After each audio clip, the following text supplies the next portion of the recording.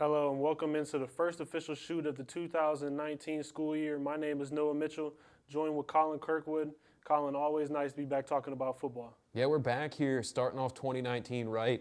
I'm still around. I know it was a question mark at the end of the last show we did. I'm still here, but I'm excited to be talking football with you, and it's going to be a great year. Yeah, absolutely. I mean, always great when you can get back to talking football and now high school football. A little bit of a reveal show for what we got coming up this 2019 football season, starting things off August 30th, Beth Center versus Carmichael's. It's going to be a good one here. Everybody knows if you watch the show at one point or another, I'm the biggest Carmichael's fan on the face of the earth. I mean, just look at that mascot. How can you not love it? It's hilariously funny, and we've got Beth Center coming in. They were last on 2018. They came in with a 7-4 record. They made it into the first round of the playoffs, and they got beat by Steel Valley. That's a tough one.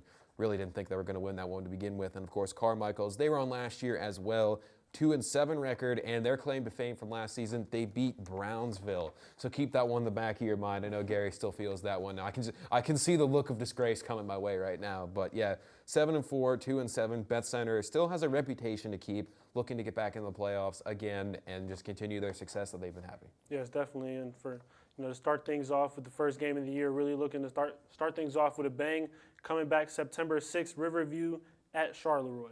This is going to be a good one, too, because Riverview hasn't been on CUTV since around 2010. We went archive digging for this, and this is to the best of our knowledge, so it could be a little bit off, but they're coming in. They struggled a little bit last year. 2-7 they had their record of, so they're looking to bounce back, and it's going to be a tough challenge for them because they're going to have Charleroi. And Charleroi coming in 10-2. They lost in the first round of 2A states last year. They were on 2018 as well, so they're going to have to really adapt to life without everyone's favorite quarterback, Gino Pellegrini, which is going to be tough for them because he was the heart and soul of that team. And to really start over from that, it's going to be tough for them, but I think they can do it. Yeah, and bouncing back from losing a starting quarterback is always something that's going to be tough to do. See how they step up to the plate against that. September 13th, we come back with Burrell at Uniontown. Burrell, a team you haven't seen in a while as well, really pulling some old favorites out here. 2004, the last time they appeared on the high school football game of the week. They had a record of 2-8 last year, and they played Uniontown last year, and I took a look at their matchup. They won by a score of 61-6. So Uniontown's got a little bit of work to do if they want to try to win on CUTV's high school football game of the week for the first time since 2009. And of course, they haven't won a game last year. They went 0-10. And they're looking for their first win since the 2016 campaign. So anywhere to go but up, you know? Yeah, and could Uniontown get that first win since 2016 on CUTV? On September 20th, we got Quaker Valley versus Elizabeth Forward. This one's interesting because Quaker Valley is making their first ever appearance here on CUTV's high school football game of the week, which is pretty cool. I love bringing in new teams. That was one of the things when I sat down and Gary and I really penned out this schedule. That was one of the things I was really in on. I want to bring at least one new team in, and we've got it with Quaker Valley. 6-5 was their record last year, and they lost in the first round of Whippeals. And then, of course, Elizabeth Forward, they were 8-2 last year. They were on CUTV's high school football game of the week last year. They played North Catholic in one of the best games I think we've ever had in a long time. Of course, 8-2, like I said. They also lost in the first round of Whippeals as well. So two teams looking to turn the page for this season and get some wins and maybe go deep into the playoffs this year. Yes, Quaker Valley looking to start off their CUTV career, as you can say, 1-0. We got September 27th, Beaver at Ringgold. Take a look at that Beaver mascot. Isn't that clean? Like, I was looking at that going through getting all those mascots, and that is a clean-looking logo there. And, of course, Beaver, they haven't been on since 2006, so really throwbacking it here in this one. They were 7-4 last season, and another team that lost in the first round of Whippeals. Again, we've got a lot of lovable losers, I guess you could say, on this year's edition. They're trying to turn things around, and, of course, Ringgold, they were on last year as well. We did them against West Mifflin, and they are 0-10, so they're looking to turn the page with their new head coach, get things on the same thing after their first season to really acquaint with each other. Now it's time to put your foot down on the gas pedal and get some wins. Yep, said Ringgold 0-10 last year, new head coach, nowhere to go but up from there. October 4th, we have Charleroi versus Southmoreland. Southmoreland, a team we haven't seen since 2017. They're 4-6 last year, and this team, they could put up some numbers, man. I was taking a look at their schedule from last year. They put up 59 on Brownsville, and they put up 72 on Shenango, so they can really move that football up and down the field, get the points in bunches. I'm still getting shunned to the control room in there, talking too much trash on Brownsville here, but of course, talked about the other team before, so really Southmoreland welcome back into the rotation, first time since 17.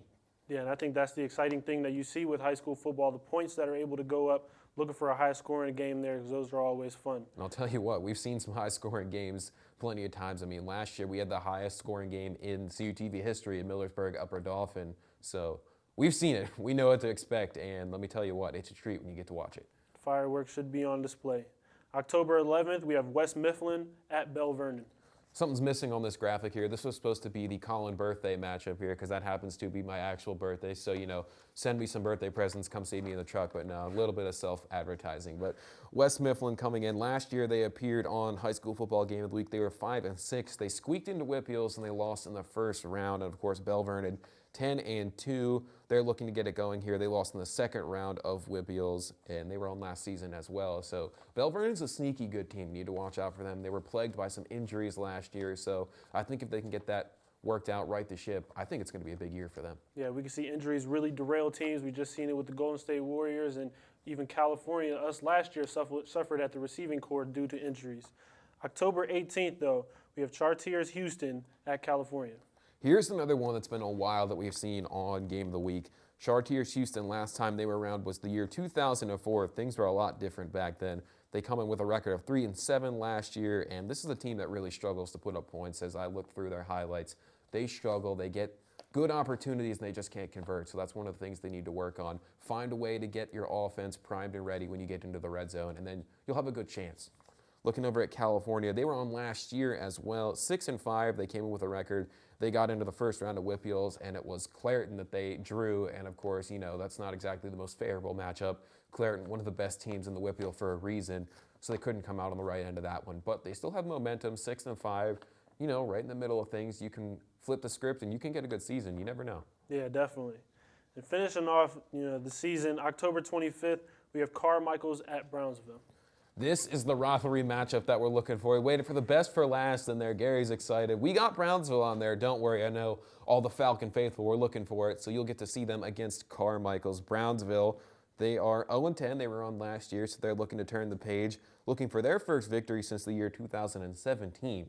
They've got a chance to do it. Carmichael's beat them last year in an instant classic. We were keeping hard eyes on that when we were looking at it last year during the last episode of High School Roundup. We actually did it as a pick'em game just to see how exciting it was going to be, and it was fun just being able to keep a look at two teams, fight it out, really lay it all out there on the line. Hopefully we get a good game like that this year like we did last year. Yeah, absolutely. And, really excited about all these teams that we're going to have on CUTV with High School Roundup and High School Games of the Week. This being my first season doing high school football here. Absolutely. I mean, going to play on Saturdays and getting it ready, getting prepared for those with these high school games to be able to watch should be definitely exciting. We got some good things in mind here for you as well. I know we're talking about a nice football tips with Noah Mitchell segment at halftime after the bands, so keep your eyes out for that. That's going to be entertaining, and I'm going to have to catch and throw a lot of footballs. I'm going to be the practice guy here, so if you're into entertainment value, that'll be good enough for that. So just definitely, Noah's got a lot of knowledge up there about football, and he's going to love to share it with everybody. Yeah, definitely. And like I said, we're just really excited to get involved this season, and thank you, Colin, for being on set for this episode of High School Roundup's Reveal Show. Tune in August 30th for Beth Center at Carmichael's, and we'll see you then.